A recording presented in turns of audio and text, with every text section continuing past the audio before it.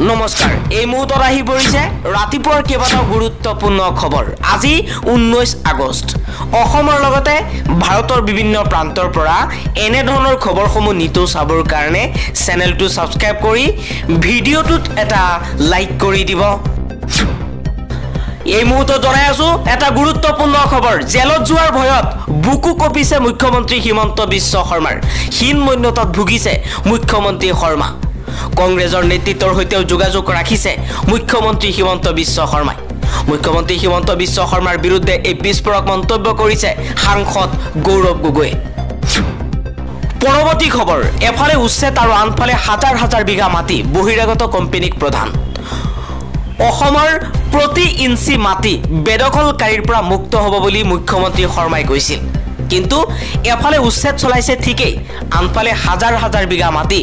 বহিৰাগত কোম্পানীৰ হাতত গতাই দিছে হিমন্ত বিশ্ব শৰ্মাৰ চৰকাৰে অসম চৰকাৰে চলাই থকা উচ্ছেদ অভিযানত সোমবাৰে বিশ্বনাথ জিলাৰ 55 একৰ চৰকাৰী ভূমি মুকলি হৈছে মুখ্যমন্ত্ৰী হিমন্ত বিশ্ব শৰ্মাই সোশ্যাল মিডিয়াত এই অভিযান সন্দৰ্ভত ঘোষণা কৰে যে অসমৰ প্ৰতি ইঞ্চি মাটি বেদখলকাৰীৰ পৰা মুক্ত কৰা হ'ব অসম নাগালেণ্ড সীমান্তৰ গোলাঘাট জিলাতো একে ধৰণৰ অভিযান মাত্ৰ কেইদিনমান পিছতেই এই কথা পোহৰলৈ আহিছে সম্প্ৰীতি এই বৃহৎ পৰিসৰৰ উচ্ছেদক লৈ ৰাজনৈতিক বিতৰ্কৰ সৃষ্টি হৈছে মুখ্যমন্ত্ৰীয়ে কংগ্ৰেছক অনুপ্ৰৱেশকাৰীৰ বাবে হুক কৰাৰ অভিযোগ উত্থাপন কৰাৰ বিপৰীতে অল ইণ্ডিয়া ইউনাইটেড ডেমক্ৰেটিক ফ্ৰণ্টে অভিযোগ কৰিছে যে এই অভিযানে মুছলমান সম্প্ৰদায়ক অসমতাপূৰ্ণভাৱে লক্ষ্য কৰি লোৱা হৈছে ইউডিএফৰ নেতা ৰফিকুল ইছলামে যুক্তি দিছে যে প্ৰকৃত নাগৰিকক স্থানচ্যুত কৰা হৈছে আৰু অসমৰ আইন শৃংখলাৰ পৰিস্থিতি অৱনমিত হৈছে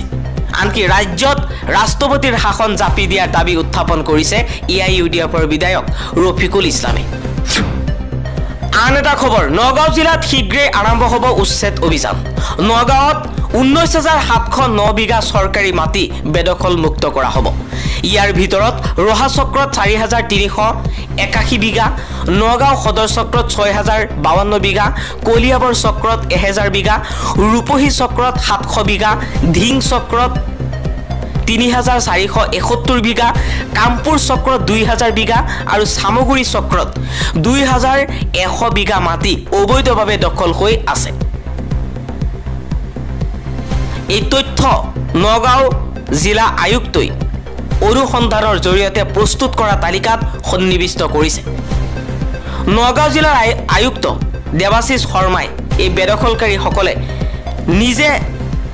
স্ব-ইচ্ছাৰে চৰকাৰী মাটি খালী কৰাৰো আহ্বান জনাইছে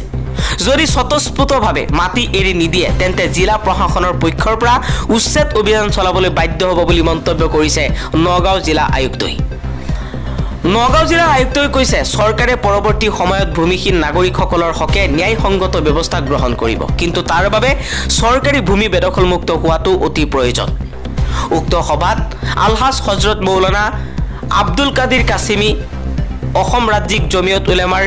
অতিৰিক্ত সাধাৰণ সম্পাদক জনাব জুনাইদ খালিদ সাহাব অধিবক্তা মহামান্য উচ্চতম ন্যায়ালয়ৰ অসম ৰাজ্যিক জমিয়ত উলেমা আৰু বিশিষ্ট ব্যক্তিসকল আৰু স্থানীয় বাসিন্দাসকলো উপস্থিত থাকে নগাঁও জিলা আয়ুক্তৰ এখন সভাত পৰৱৰ্তী খবৰ গুৱাহাটীৰ GMCHৰ ICUৰ নৱজাতকৰ মৃত্যুত শোক প্ৰকাশ কৰি অধ্যক্ষ ডাক্তৰ ঐচ্যুত বৈশ্যৰ প্ৰতিক্ৰিয়া তেওঁ কৈছে হেলিকপ্টাৰো দুৰ্ঘটনা হয় গাড়ী দুৰ্ঘটনাও হয় আমাৰ ইয়াতো তেনেকৈ আজি দুৰ্ঘটনা হ'ল আমি এতিয়াৰ পৰা অধিক কঠোৰ হৈ ব্যৱস্থা গ্ৰহণ কৰিম আন এটা খবৰ পানীত উপঙি থকা অৱস্থাত উদ্ধাৰ এজন অধিবক্তাৰ মৃতদেহ অধিবক্তাজন ধুবুৰীৰ আবু তাহেৰ 17 আগষ্টৰ সন্ধিয়াৰ পৰাই নিৰুদ্দেশ হৈ আছিল ব্যক্তিজন ধুবুৰীৰ মেলা ময়দানৰ প্ৰৱেশ দুৱাৰৰ পিছফালে পানীত উদ্ধাৰ হৈছে অধিবক্তাৰ মৃতদেহ পৰৱৰ্তী খবৰ অবিৰত বোমা বিস্ফোৰণ আৰু গোলাবৰ্ষণে ধ্বংসাৱশেষলৈ ৰূপান্তৰিত কৰিছে পেলেষ্টাইনৰ গাজাক 2023 চনৰ অক্টোবৰৰ পৰা এতিয়ালৈকে 61,827 জন লোকৰ পেলেষ্টাইনী নাগৰিকৰ মৃত্যু হোৱাৰ লগতে 1,55,275 জন গুৰুতৰভাৱে আঘাতপ্ৰাপ্ত হৈছে আন এটা খবৰ সাংবাদিকে অবৈধ প্ৰব্ৰজন ধৰ্মীয় মৌলবাদ উগ্ৰপন্থীৰ কাৰ্যকলাপ জনগাঁথনিৰ পৰিৱৰ্তন সন্দৰ্ভত প্ৰতিবেদন প্ৰকাশ কৰাটো অপৰাধ হিচাপে গণ্য কৰিব নোৱাৰি সাংবাদিকৰ মূল কৰ্তব্যই হ'ল সমাজৰ জ্বলন্ত বিষয়বোৰ উপস্থাপন কৰা সাংবাদিকৰ বাতৰি সম্পৰ্কীয় এটা গোচৰৰ ৰায়ত এই মন্তব্য কৰিছে গুৱাহাটী উচ্চ ন্যায়ালয়ৰ ন্যায়াধী প্ৰাঞ্জল দাসে আন এটা খবৰ ভাৰত ভ্ৰমণৰ অন্তত পাকিস্তানলৈ যাব চীনৰ বৈদেশিক মন্ত্ৰী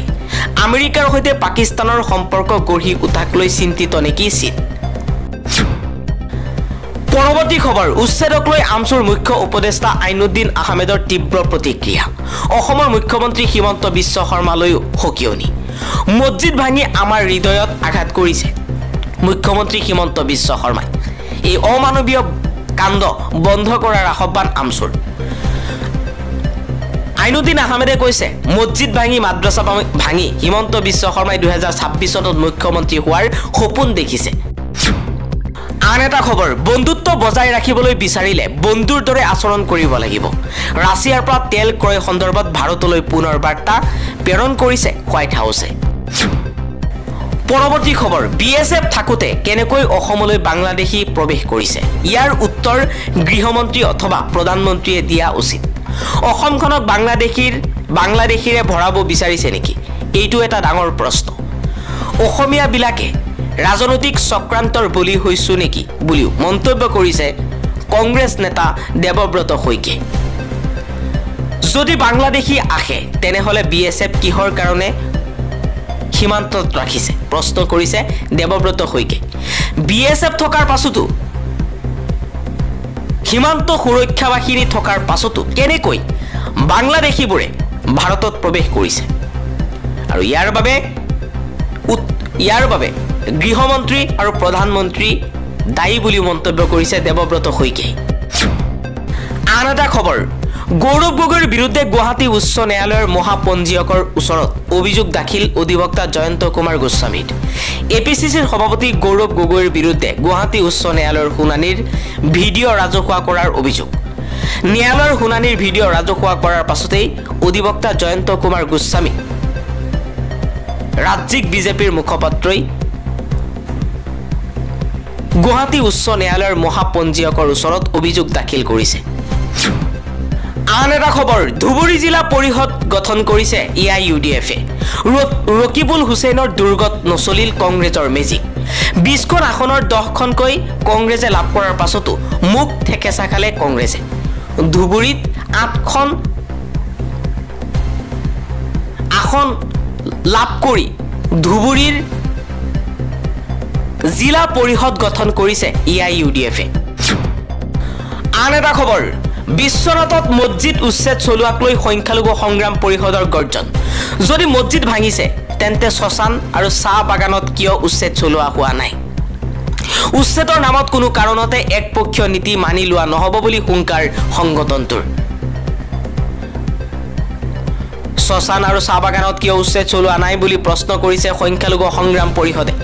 মুখ্যমন্ত্ৰী হিমন্ত বিশ্ব শৰ্মাই মুছলমানক টাৰ্গেট কৰি যে উচ্ছেদ চলাইছে মুছলমানৰ ওপৰত যে অত্যাচাৰ কৰিছে সেয়া স্পষ্ট হৈ পৰিছে পৰৱৰ্তী খবৰ জিএমচিৰ কাণ্ডৰ পাছতেই তৎপৰ অসম চৰকাৰ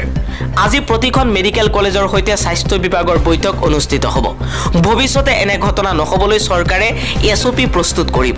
এই কথা প্ৰকাশ কৰিলে জিএমচি এইচত উপস্থিত হৈ মুখ্যমন্ত্ৰী হিমন্ত বিশ্ব শৰ্মাই